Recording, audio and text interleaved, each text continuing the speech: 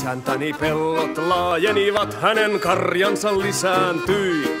Hänen lapsensa kävivät kouluja, eräät kohosivat yliopistoon saakka. Mutta siitä lähtien, kun pitäjän maatalousnäyttelyssä rintaani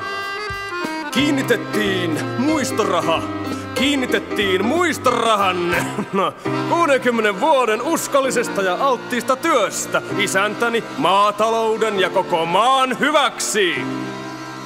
Olen ollut tyytymätön.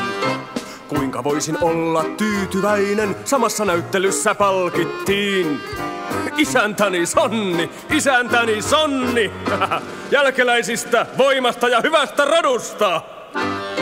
Miten on, luuletteko miestä voitavan palkita? Miestä voitavan palkita, kuten Sonnia.